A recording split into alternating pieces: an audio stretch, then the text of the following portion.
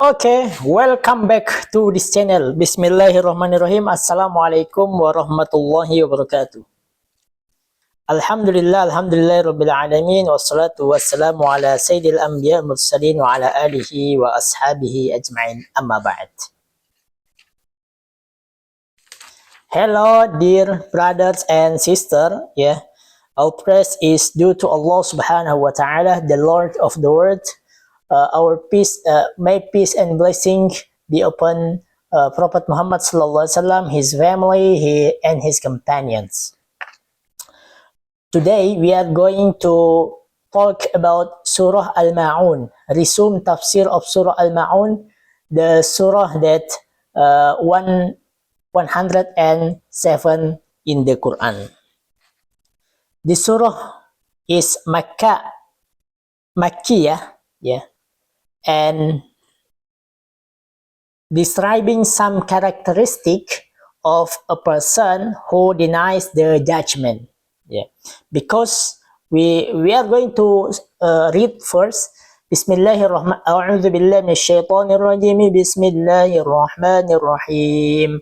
Ara'aita alladhi yukadzibu bid-din fadzalika alladhi yad'ul yatim ولا يحض على طعام المسكين فويل للمصلين الذين هم عن صلاتهم ساهون الذين هم يراءون ويمنعون الماعون.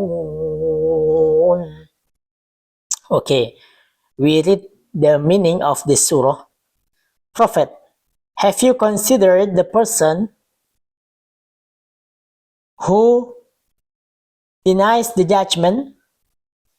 It is he who pushes aside the orphan and does not urge the others to feed the needy. So woe to those who pray but are heedless of their prayer, those who are all show and forbid common kindness.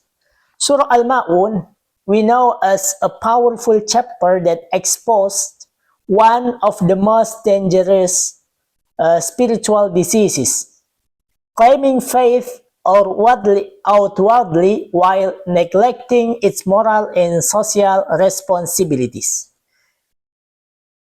This surah has 7 verses. The first is, have you seen the one who denies the religion? Denies the judgment day. Yukadzibu biyawmiddin, the judgment day, the recompense. The surah begins with a striking question, have you seen? This style invites reflection. We are going to reflect, and Allah subhanahu wa ta'ala tell us about question. Yukadzibu biyawmiddin, this phrase refers to denying the day of judgment, when all deeds are accounted for. Al-Imam At-Tabari, one of the scholars, said, the one who denies the day of recompense behaves unjustly because he does not fear accountability. This verse shows a direct relationship between belief in the hereafter and moral behavior. When accountability disappears from person's worldview, cruelty and selfishness become easier. The second is, فَذَلِكَ الَّذِي يَدُعُ الْيَتِيمِ, that is the one who repels the orphan. The Quran does not say ignores the orphan, it says repels, meaning he pushes the orphan away harshly. Orphan in society represent vulnerability, children without protection, without support, or social power. Ibn Kathir said, it treats the orphan with harshness and injustice, denying him his right.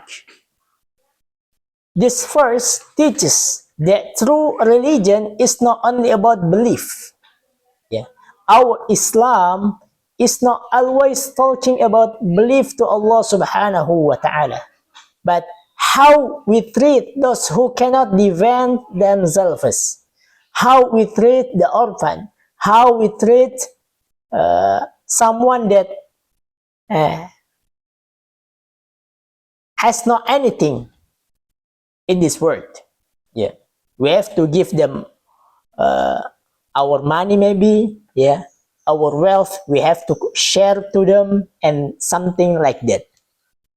The fourth is وَلَا يَحُضُّ عَلَى طَعَامِ الْمِسْكِينِ, and does not encourage the feeding of the poor.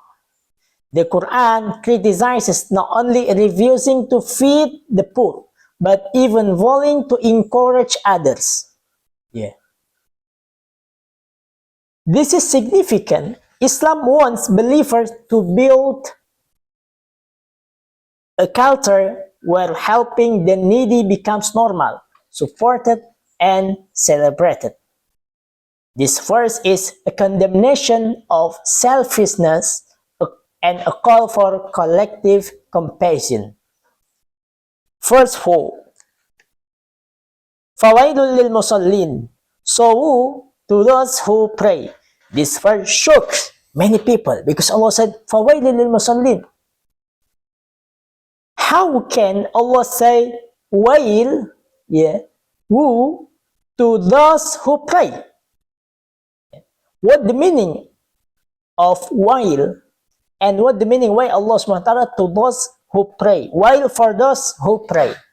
Because prayer is not only movement. We move to one rak'ah to other rak'ah.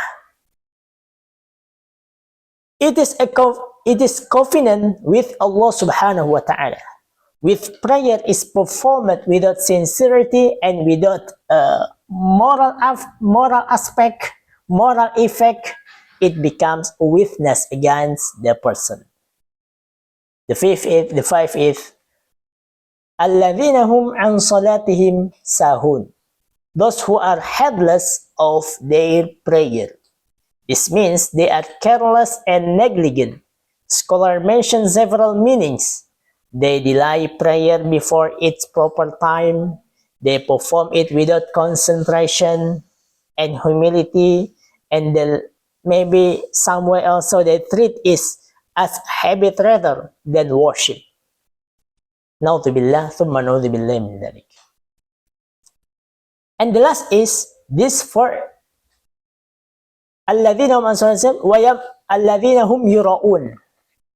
The next is those who show off. Yeah. The Quran identifies riya.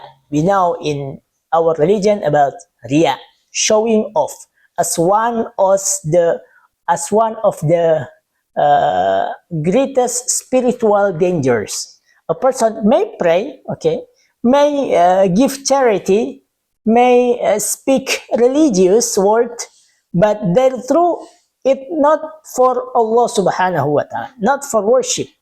Their true goal is public praise. Yeah. How public praise to them, give them applause and something like that. Yeah. So Al-Imam Al-Qurtubi states, Riya is among the qualities of hypocrisy because it replaces Allah with people as the target of worship. The last is وَيَمْنَعُونَ الْمَعُونَ, and withhold small kindnesses. Yeah. The word al-ma'un refers to small helpful things. Yeah. Simple activity of kindness that people normally lend each other. I give you maybe example like sharing tools, yeah, helping your neighborhood, yeah, lending small household item, maybe giving small charity, and something like that.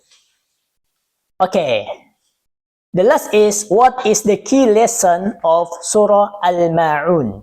Yeah, dear brother and sister, Surah Al-Ma'un reveals a powerful truth, that faith without compassion is false. The second is prayer without sincerity is dangerous. And the last is religion without social responsibility is hypocrisy. Yeah. Thank you for you all. Yeah. And also Surah Al-Ma'un. Yeah. Many people assumes religiosity is measured by public as appearances, a religious language, long prayer, mashallah, and visible rituals. But this surah teaches us that Allah subhanahu wa ta'ala measures religion by sincerity, al-ikhlas to Allah subhanahu wa ta'ala, by humility in prayer, by care for the orphan, by feeding the poor, by small act of kindness. May Allah subhanahu wa ta'ala make our prayer sincere, our heart compassionate, and our religion a source of benefit for others. Thank you for you all. Wassalamu alaikum warahmatullahi wabarakatuh.